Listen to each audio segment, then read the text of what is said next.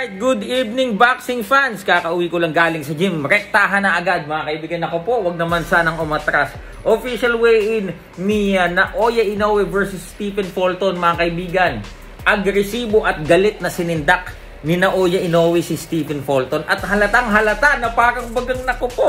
Parang nabahag ang buntot ni Stephen Fulton. And this is the first and only time na nakita ko na talagang parang seryoso at napikon or na-offend si Naoya Inoue dahil nga sa paratang ng kampo ni Stephen Fulton dahil makapal daw silang mag-hand drop. Siguro indirectly parang inaakusahan nila na kaya lang siguro nakaka-knockout kasi makapal mag-hand drop. Although nang sumagot na si Inoue mga kaibigan na may rule sa Amerika na sinusunod sa mga komisyon. Dito sa Japan meron ding sariling komisyon ng Japan at rules naman nila ang kailangan masunod. Tama po, sapagkat sa magkakaibang komisyon sa buong mundo pagdating sa boxing mga kaibigan ay may kanya-kanya po silang pamantayan, kanya-kanya pong patakaran. Example, halimbawa lumaban ka sa US, lumaban ka sa Japan, ang SONA hindi issue. Lumaban ka ng UK, ang SONA ba i-issue? Hindi. Alam niyo na siguro, di ba? Sa UK po, bawal na bawal po ang SONA. Yung mga kangkong dahil walang alam, naipasok na naman. Di na-strip ng belt, mga kaibigan. So, ito po mga kaibigan, sana naman, dalawa ang pwede kasing mangyari dito.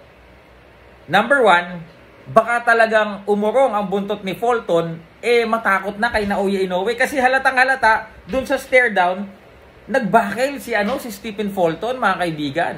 So baka ibigay niya na lang ang belt niya at nako, payday na lang ang habulin at umuwi na ng Amerika. Number two, minsan din mga kaibigan sa mundo ng boxing, alam to ng mga taga-boxing industry, minsan yung labang takot, minsan epektibo.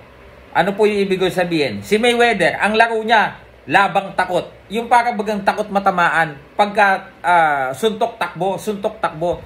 Baka mamaya umepektibo pa yun ng mas maganda kay Stephen Fulton. So let us all witness this fight tomorrow mga kaibigan. Magandang laban ito dahil gigil yung Naoya Inoue.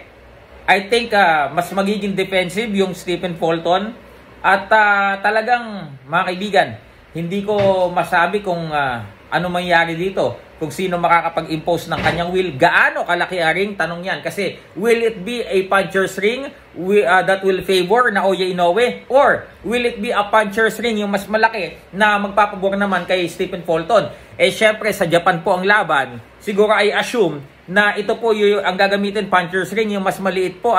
So let us all check kung ano pong size ng ring ang gagamitin bukas dahil wala pang datos na inilalabas kung ano pong official size ng ring na gagamitin po ng laban ng Inoue versus Fulton. So, sa mga gusto pang umabol ng talpak, yung link ng talpakan, isipipin ko sa comment section. Mga kaibigan, excited na ako. Woohoo!